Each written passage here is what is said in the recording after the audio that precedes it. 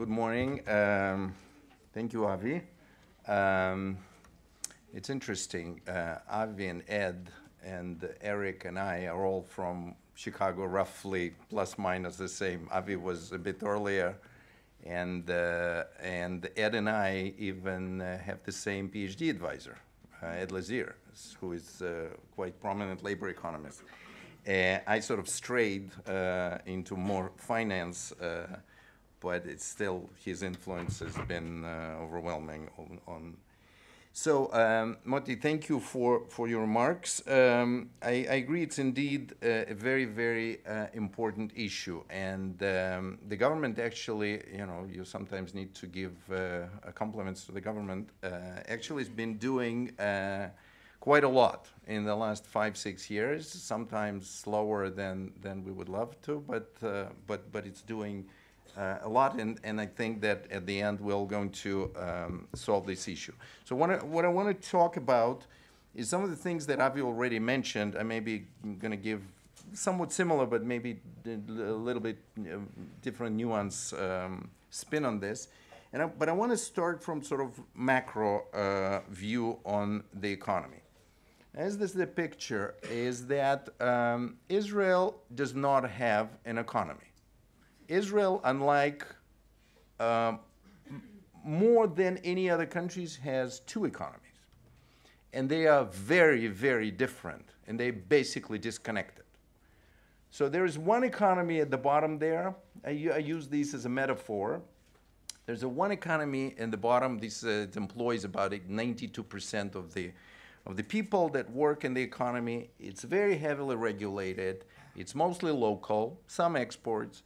It's very much depends on the government mentally, and the government very much sort of imposes its influence on it. Then there is this Zeppelin economy, which is loosely connected by wires to the bottom, but it actually is not looking. The main thing about the main difference about these two economies is everything. They need different people, they need different knowledge, they didn't need different finance, they need different regulation. Nothing that the government does for one economy fits the other one. And the government started understanding this a while back, but very, very slowly, and it has to be understood that we have to deal with these two economies completely differently. Now, but that creates also a problem, because these two economies are so disconnected that they basically do not live in the same country. The Zeppelin economy is completely international. It's highly competitive. We compete for every person that works in that economy, and that for every firm that sits in that economy, we compete with everybody else in the world because everybody wants that. And you know, in 2009, I came to my position in July. In September, the book Startup Nation appeared. And I watched over the next 6 years, and watching since in a different capacity, how the world basically looked at it and said, what did you say? And then they came, I saw presidents of countries, prime ministers, and presidents of large corporates coming with the book to the prime minister and ask him the question, how did you do this? I mean, where did you hide? And then but they didn't ask this for just to give a compliment. They were saying, wait a minute, if these guys in the middle of nowhere, surrounded by not the greatest neighborhood, they can do it, we can do it too. And in the last 10 years, this book actually promoted Israel as, I don't think any $10 billion campaign wouldn't have promoted it. But it also spurred a lot of competition. And this competition is focused on this Zeppelin. None of that competition focuses on that part below. That part, everybody is happy to live to us. So we are in the world where this is a very, very competitive part, okay? And it's also the part which has, on average, 2.5 times higher salaries than the rest of the economy, okay? In 2013, it was 2.5. Today, it's 2.4 times, which is much, much higher than anybody else, okay? The OECD average is 1.5 times. So that creates inequality, and this inequality is embedded. It's not that somebody didn't want this the economy to be equal. This is, and by the way, this does not take into account all the wealth that this industry creates, because all the options and the exercise when they make an exit, none of that is it here. So that in terms of wealth that is created, total over lifetime earnings is much, much bigger. Okay, now, how do you deal with inequality? Well, you can impose some kind of transfer payments. In Israel, transfer payments are relatively low. We can argue whether it's fair or not fair. What I'm going to argue is that there's at least one limiting factor that prevents us from really going beyond to what we have now. And this factor is exactly because, imposing taxes on this population, which already pays majority of the at least income taxes in the country, is just going to drive more and more of them out of the country. And every one of them, within 10 phone calls in 3 to 6 months, can be working anywhere from New Zealand to Canada and anywhere in between. Okay, this is so there is a limitation on that. So the question is, how do we actually figure out, how do you take these two completely separate economies and make it into one society? That's a big challenge, okay? And just saying, okay, let's tax these guys and transfer some payments to those that actually are less fortunate is not necessarily an answer, or perhaps not at all an answer. So, by the way, so far, this Zeppelin industry is in the full consensus, both in the public and in the government. But we've already seen last year in the Knesset a lot of arguments about why are we giving all these subsidies. They're called subsidies, giving somebody tax breaks so they stay here is considered a subsidy. So that may actually start unraveling if we don't do something about it, and then the next enemies of the people will not be banks or people with 3 apartments, but these guys, and then there will be the beginning of the end. So so let me move to this. So I'm just going to leave the sort of 92% of the population aside and move to the economy that I'm actually dealing with. And this is, I call this our bragging slide, because what it does, it basically shows you that there is a density of innovation, of technological innovation in Israel that is unprecedented anywhere in the world. Okay, perhaps Silicon Valley as a region, but not any country. Even the United States as a country is not there. So we are number 1 in R&D investments as a percentage of GDP. We have about 1 startup or 1 technological company per 1,400 people. We're number 3 in WEF innovation ranking. This is taking into account our geopolitics, and we are number 2 in VC investor confidence in the United States, and not surprisingly, we're getting 2.5 times more per capita VC funding than the next country in the world, which is the United States. And if you look, let's say, in Canada, this is almost 9 times higher. Okay, so the density here, and so the picture is very rosy. However, this is the current picture, and as the Red Queen said, that if you want to stay in place, you have to run twice as fast as if you want to move somewhere, you need to run twice as fast. And the answer actually, unlike with the Red Queen, if we just continue running at the current pace, we're not going to stay in place. We're actually going to go down, because this is in disequilibrium, and Avi referred to that. Because of the competition, and because of the size of our country, the absolute size of the ecosystem starts to matter, okay? About 7 years ago, Israel had the 2nd largest, in absolute terms, innovation ecosystem in the world after Silicon Valley, okay? Tel Aviv was, in some rankings, number 2 city in the world after Silicon Valley. Today, it's number 6, okay? And next year, maybe moving to number 8. If we move further back in that ranking, the following thing that's going to happen, because remember, if a VC fund cannot have their representation in every innovation place in the world. Therefore, they have to decide maybe 2 or 3 offices. Today, they decide Silicon Valley, maybe another place in the US, one in Israel, and one maybe in China, because China is so large. If we start slipping, the next one will be in Berlin or in Stockholm or in other places in the United States. You know, in Chicago, for example, we just visited. I compared to 2011. There was basically nothing in innovation space to talk about. Today, there are over 5,000 companies, VCs, huge infrastructure. This is all in 7 years. So we have to grow. If we don't grow, we'll shrink. We're not in equilibrium. And we'll shrink because if investors leave, companies will leave after them, clients will leave after them, and then we're just going to lose it. It's a very, very fast process. The process going up is much slower, but we have no other choice. Now, if we want to grow, and we have to grow, what you need to do is you need to balance between 3 sources of capital. You have to have a balanced sort of combination of the 3. It's the weakest link argument. And not only that, you also have to have a supportive environment.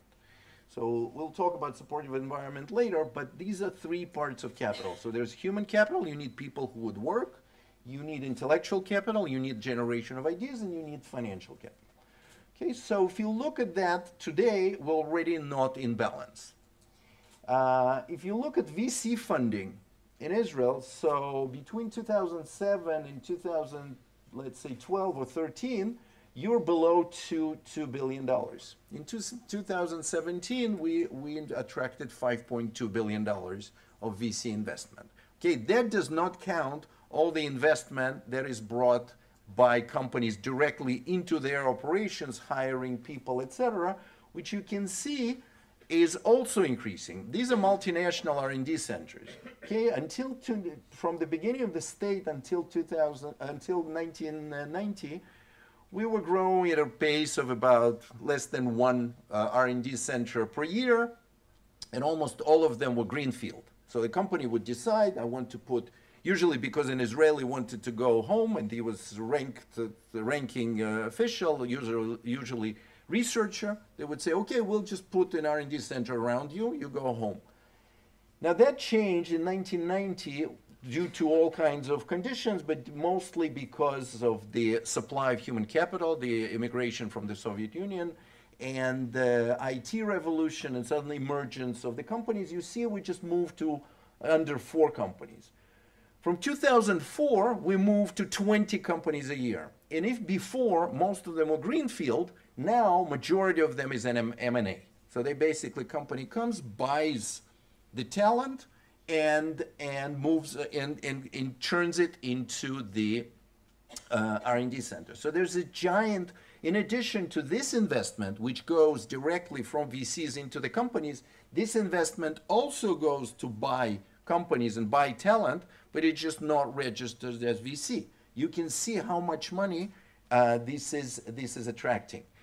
So the side effect of this, unfortunate side effect of this trend is that while the number of technological professionals, technology talent, has been increasing, not as fast as it should have been or could have been, or we needed to, but it's been increasing. What has been happening is the ecosystem around it, people that are doing marketing, business development, et cetera, that percentage, the multiplier of these people has been shrinking.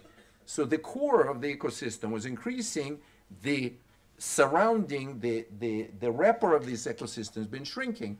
We went from almost 2 non-technical people per technical person to less than 1. Okay, that means that if we remember that slide about these Zeppelin and the economy, we basically further and further disconnecting. These people that are high-skilled people are basically working, getting high salaries.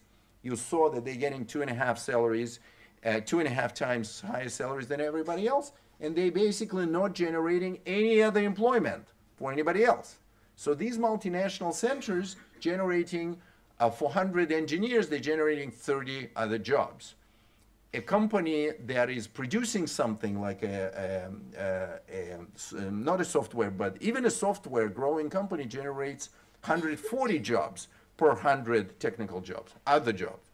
And the production company that produces some chips or something else generates 200 jobs. So compare 30 jobs versus 200 jobs. So when you move engineers from these growing companies to these multinationals, something happens. A lot of other people lose jobs, okay? And they are become disconnected from this industry.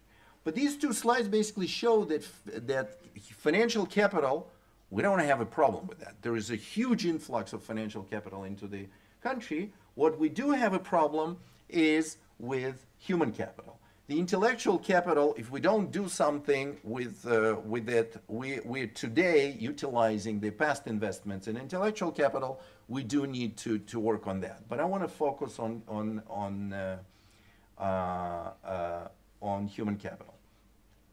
So human capital, last year we issued a report which estimated the number of open positions at about 12,000.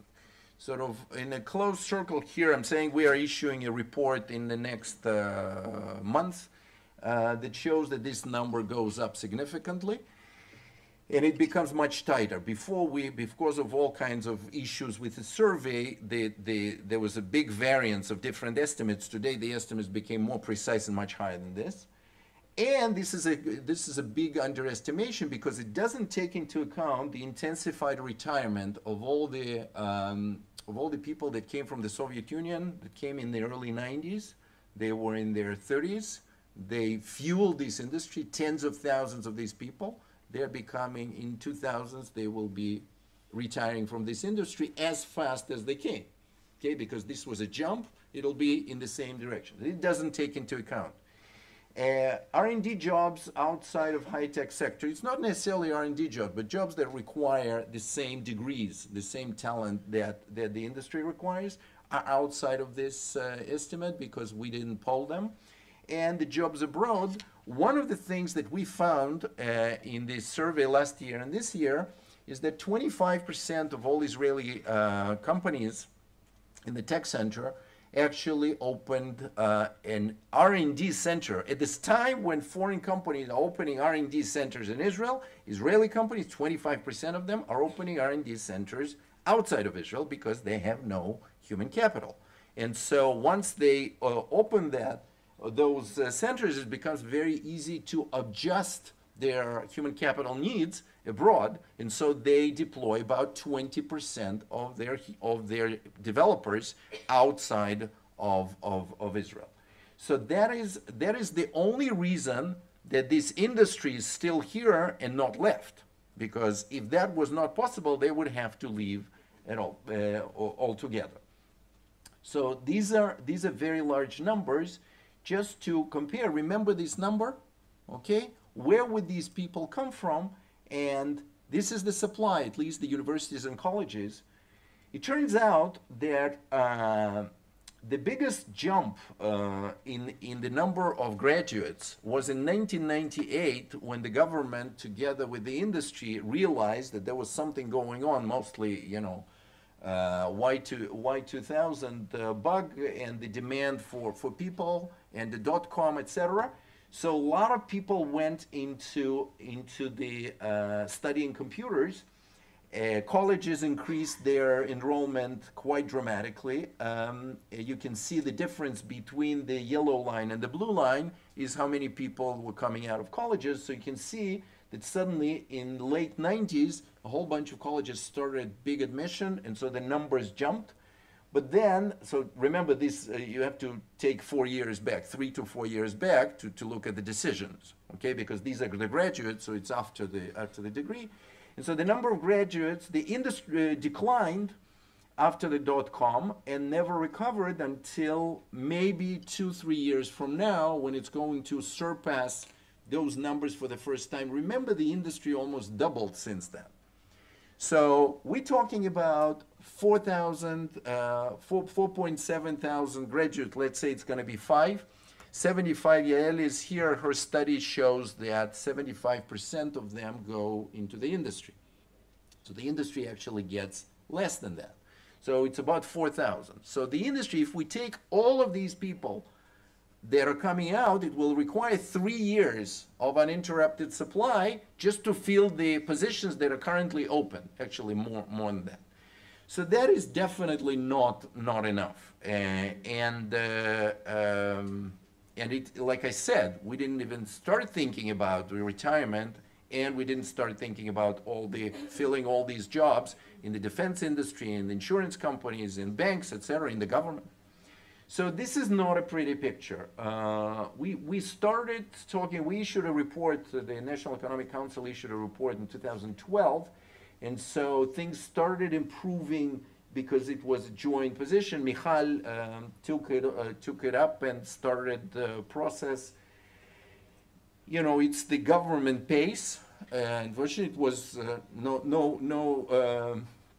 no criticism here. It's just the government works at the pace the government can work. We unfortunately cannot be doing it at this pace anymore. The pace increased, but it's still, we're sort of constantly running behind. So Moti, you have a lot of things to do, you and Yulia and Shira. So this is a number that we actually showed that this was, I think it was from your study, from Yael's study, from the Ministry of Finance, Ministry of Labor, joint study. This is the distribution, this is sort of the other side of Avi's pictures, okay? This is the labor force outside of tech, okay? This is the below economy.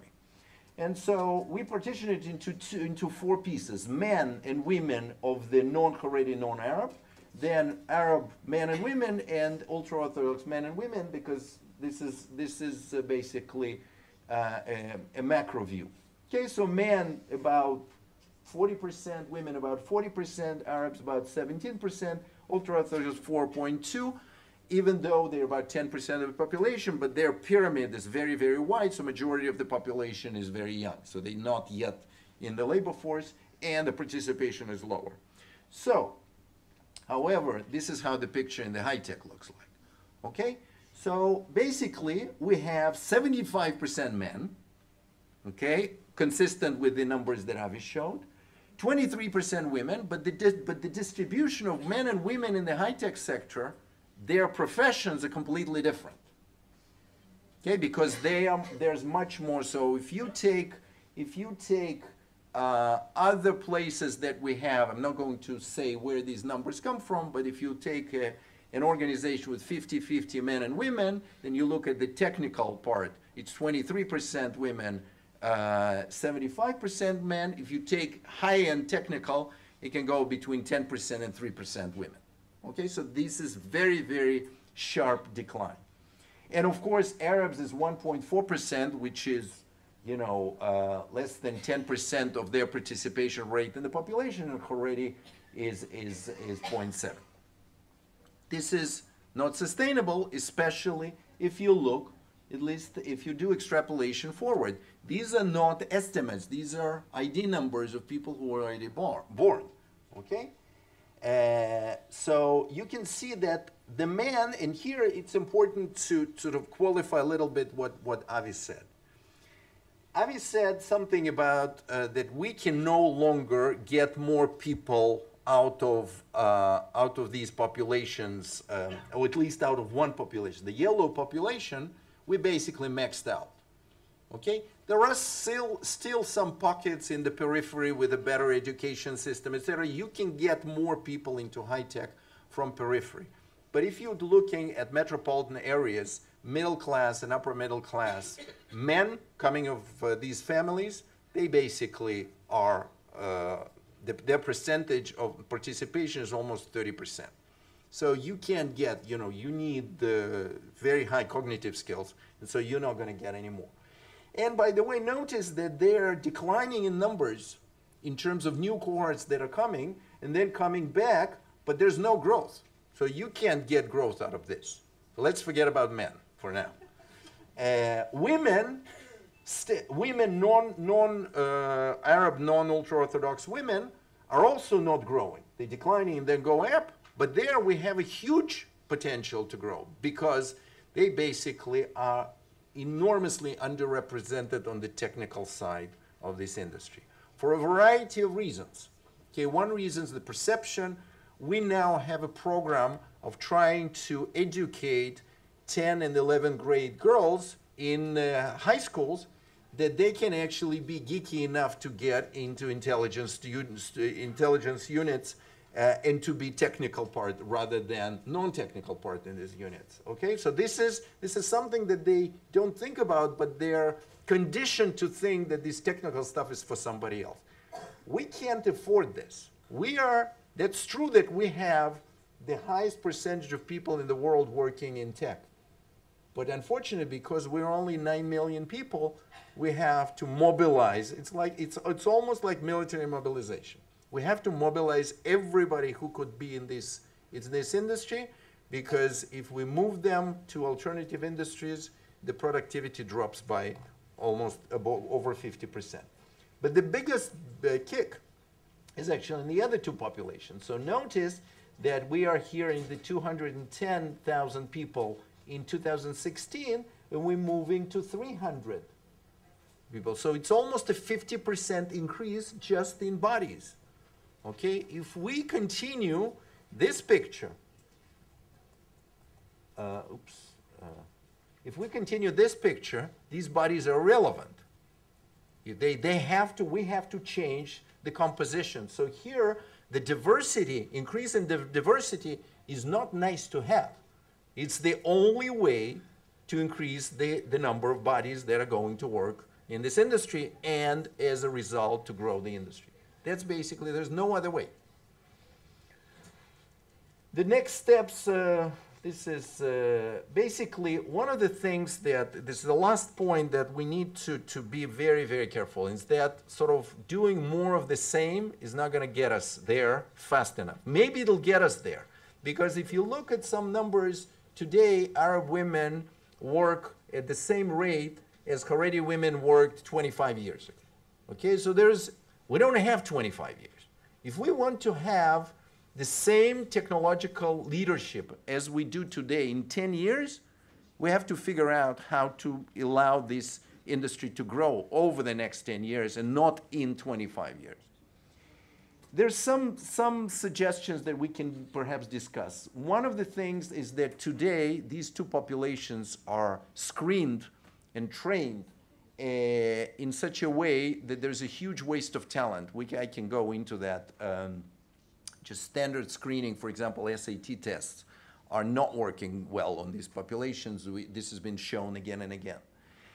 We need timely data on market developments. I mean, the CBS has to, I'm sort of big proponent of CBS rearranging how things are done in CBS and using administrative data to provide the government and the industry not data that is a year or year and a half old, but it has to be today. It's not a criticism of CBS, it's just it has to be given resources to do that.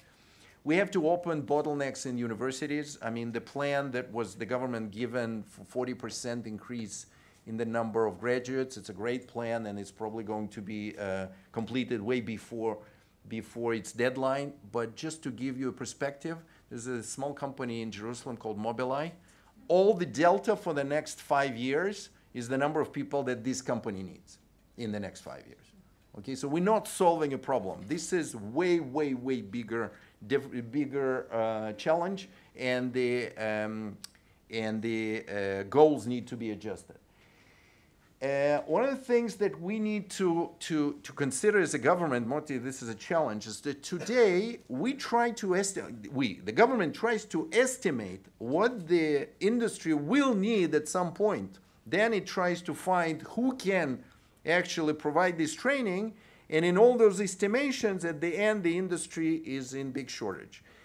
An alternative is, why don't we go to the industry and say to them, why don't you train people that you need, and we'll support you. Okay, that will shorten. They will find people who would be able to train these people for them, and they will definitely not have to guess what they need, because it's been happening, but it requires a different approach. We can talk about it at the session. We need tax tools that are fit for promoting investments, like tax credits, for example, because when you promote investment, you get higher taxes. You know, providing budget support to this is not reasonable within the Israeli system, because we have separation of expenditures and revenues, and this is long overdue. And we have to also provide entry points to this industry for the population, for ultra-Orthodox, for women, for Arabs. Today, we just launched 2 cohorts of Haredi women and Arab men and women with computer degrees, who are automatically going to QA in this industry for 6,000 shekels starting salaries. That's ridiculous. Some of them, actually, we found them with high cognitive skills and a computer degree serving coffee, okay, in a restaurant. That's ridiculous. We are losing parts of the people that we've already invested in. I'm done. That's it. Thank you very much.